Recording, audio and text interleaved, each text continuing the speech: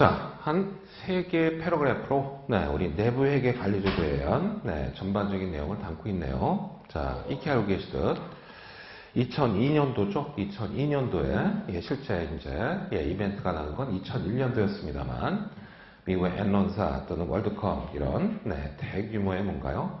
회계 분식 사건이 터지면서 이렇게 알고 계시듯 지금 현재 뭔가요? 우리 한국의 회계 또는 재무와 관련한 모든 부분이 미국 때문에 다 바뀌었다고 생각해도 무방하죠. 그야말로 뭔가요? 미국의 회계 시스템, 회계 기준들, 그야말로 뭔가요? 전 세계를 선도했던 가장 정확하고 투명할 수 있다 이렇게 얘기했던 회계 시스템의 근간이 이제 흔들리게 됐죠. 관련해 갖고 많이 이제 고민했던 경우 회계 기준 자체가 US GAAP 알고 계실 거예요. 크게 본다면 우리나라 회계 기준은 다 바뀐 경우니까요. 이렇게 알고 계시듯 미국의 회계 기준 US GAAP이라고 표현할 수 있는 경우겠고 유럽 국가가 이제 주안에서 쓰고 있었던 거 IFRS가 있었던 경우에서 재무회계 쪽으로는 바뀐 경우죠. 미국이 이제 본인들의 회계 기준에 이제 뭔가요? 투명성을 전 세계적으로 확인받기 어려워지다 보니까 어떻게 됐나요? 우리도 국제회계 기준을 통합을 해야 되겠다. 이렇게 알고 계시는 경우로 우리 2010년부터 적용하고 있는 경우니까요. US GAAP과 국제회계 기준 굉장히 큰 차이점이 있습니다. 정말 많은 차이점이 있습니다. 밑에 깔려있는 회계 정보를 상상하는 데 있어서 이제 뭔가요? 크리테리온이 기본적인 공준이 크게 차이가 있기 때문에 그러겠죠. 그래서 2001년도부터 해서 뭔가요? 실제적인 이제 로드맵은 늦어도 2010년도까지는 뭔가요? 미국도 IFRS를 이제 따르겠다 이렇게 했던 경우였는데 계속 미루어졌죠. 지금도 미루고 있습니다. 그 와중에 쓸데없이 우리나라한테 먼저 해보라고 언제나 회계나 재무 쪽으로는 미국의 속국이나 다름이 없다 보니까 그런 경우겠죠. 느껴지시는 경우로 뭔가요? 국제회계 기준 그러지만 유럽 국가가 주로 쓰고 있는 뭔가요? 회계 기준인데 왜 유럽과 큰 교역량이 있지도 않은 한국이 국제회계 기준을 적용해야 되나요? 비하인드가 있죠. 얘기했듯 저희가 마루타가 된 거죠. 미국 입장에서 볼 때 미국이 이제 회계 시스템을 바꾼다 그럴 때 있어서 뭔가요? 어떤 뭔가요? 문제점이 일어날지 한번 경험해 보기 위해서 한국을 시켰습니다. 자, 그 와중에 뭔가요? 회계 기준의 문제가 아닐 수도 있다. 회계 분식 또는 뭔가요? 회계 부정에 대한 부분은 이렇게 느껴지시는 경우겠죠. 그냥 결산 과정, 회계 기준의 정합성, 회계 기준이 면밀하게 감사해야지. 그게 아닌 기업 내부적인 시스템에 문제가 있는 거 아니겠느냐. 그래서 근원적인 처방전을 생각했던 경우네요. 이렇게 느껴지시는 경우일 거예요. 회계팀만 잘한다고 회계 정보가 정확하게 만들어지나요? 아니라는 거. 대다수의 큰 회계 분식은 또 경영진의 개입을 통해서 이제 뭔가요? 조직적으로 이루어지고요. 뭐 매출, 가공 매출 올리는 거 영업부가 관여하는 경우겠고, 결국 기업 내 모든 프로세스, 업무별로 해갖고 뭔가요? 회계 정보의 신뢰성을 구축할 수 있는 내부 통제라는 게 필요한 거 아니냐?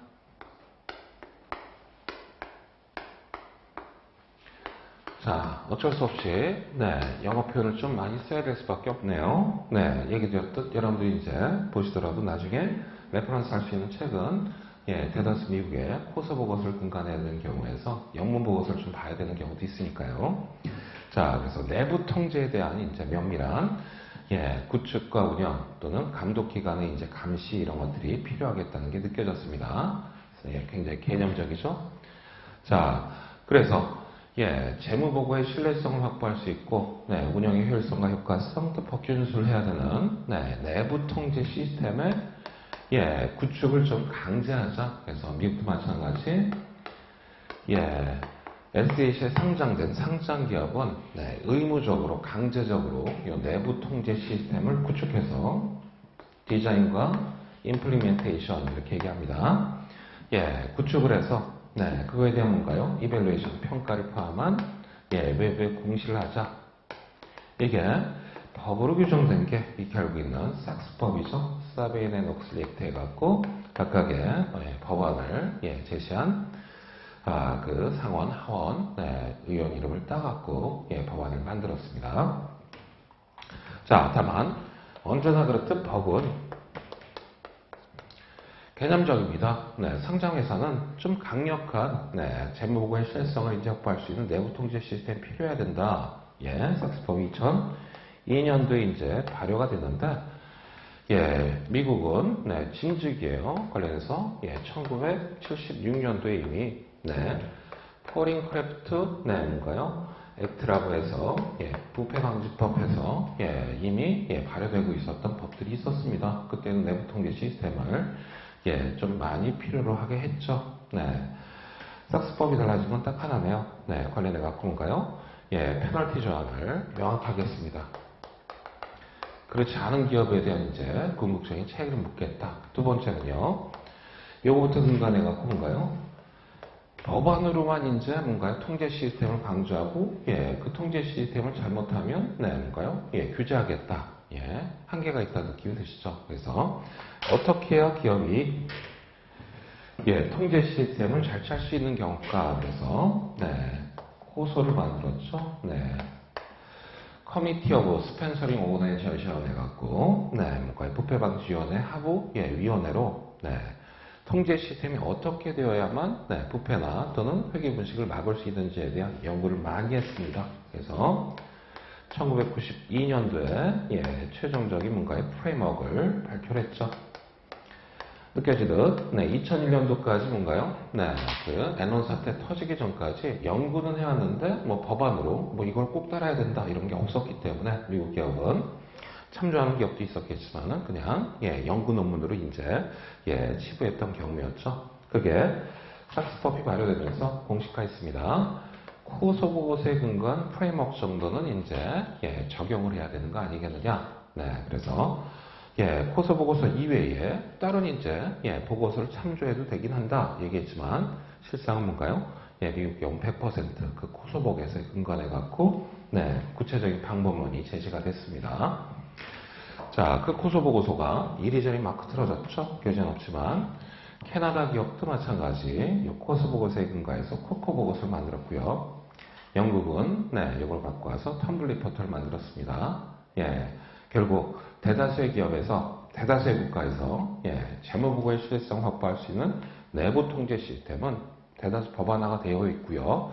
그 최종적인 루트는 1992년에 발표된 프레임워크이다 생각하면 딱 맞을 수 있네요. 자, 그래서 두 번째 패러그래프에 있듯 우리나라도 그대로 본땄습니다. 우리 IFRS의 경우와 똑같은 경우겠죠. 미국에 이제 그냥 계속 확인해야 될 또 재무 쪽에 이제 문제점이기도 합니다.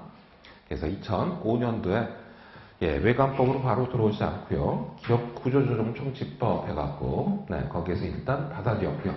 자본시장법 마찬가지 상장기업에 해당하는 그쪽에서 받아들였던 게 2018년도 외관법 전면 개정을 통해서 조항이 많지도 않네요.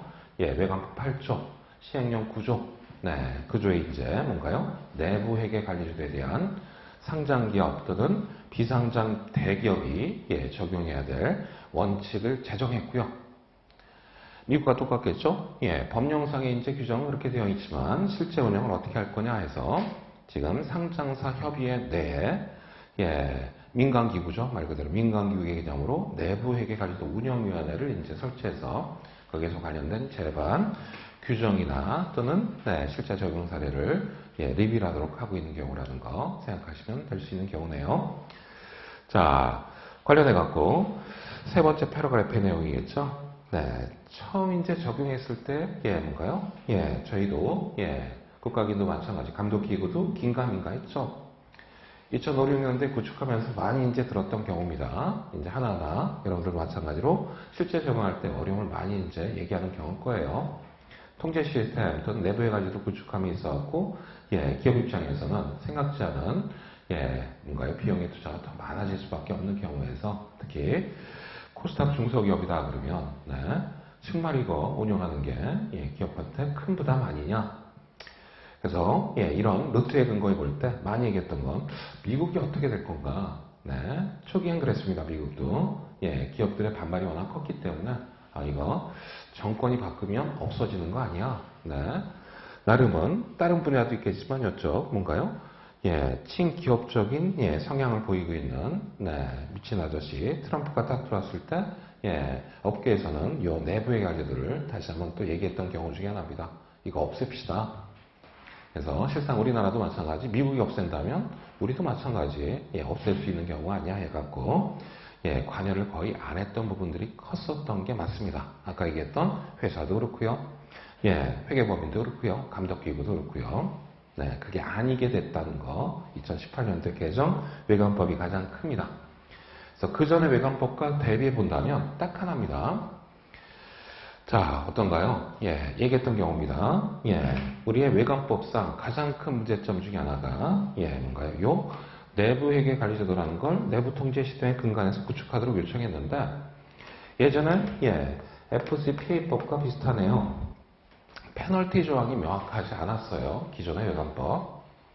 요 구축을 안 할 때 어떤 페널티를 줄 거냐 해갖고 또는 제대로 운영을 안 할 때 어떻게 페널티를 줄 거냐 기껏 있는 게 뭔가요? 2천만 원 과태료 이 정도밖에 없었기 때문에 기업 입장에선 많은 시간이나 비용을 투자할 필요가 없었겠고요. 추가적으로 본다면 익히 알고 계시듯 그전에도 저희 회계법인이 회계감사 와중에 내부 통제 시스템에 대한 적정성 파고 검토 의견을 줬던 경우인데 똑같습니다. 저희 회계법인도 뭔가요? 감독당국인 금융감독원에서 별도의 제재가 없다면 시간을 할애할 필요가 없죠. 관련해서 저희도 관여하지 않았습니다.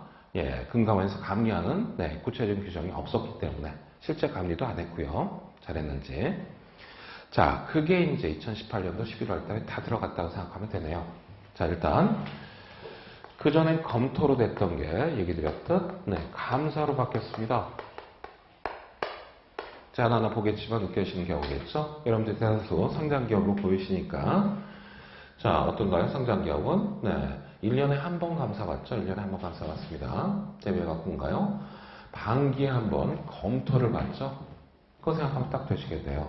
지금 현재 이제 기말감사를 받고 있는 대다수의 시기라 본다면 조회서 작업부터 해갖고 면밀하게 이제 증빙을 들여다보고 실제 결산 자료가 정확한지 보는 게 감사고요.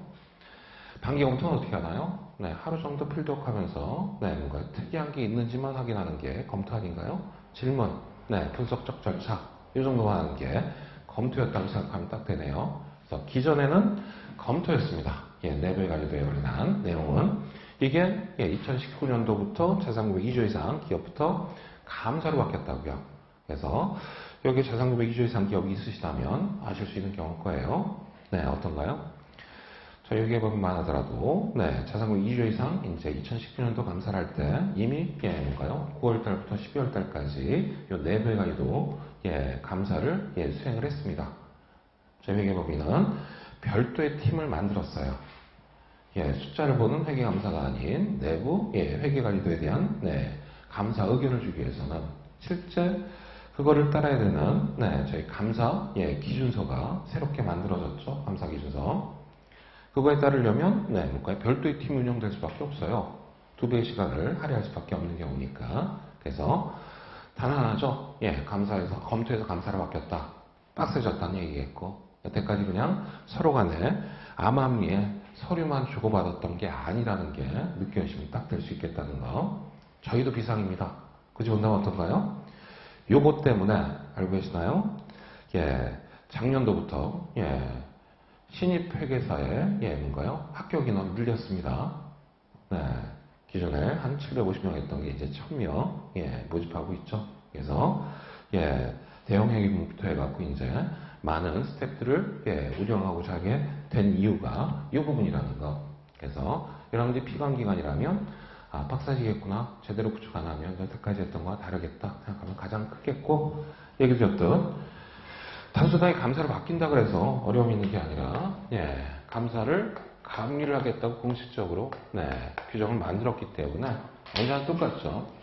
감독당국이 이제 칼을 들지 않으면 제대로 하고 싶은 마음이 있어도 뭔가요? 여러 가지 시간 비용적인 문제 때문에 제대로 못했던 부분이 달라지게 되겠다는 거 생각하면 될 테고요.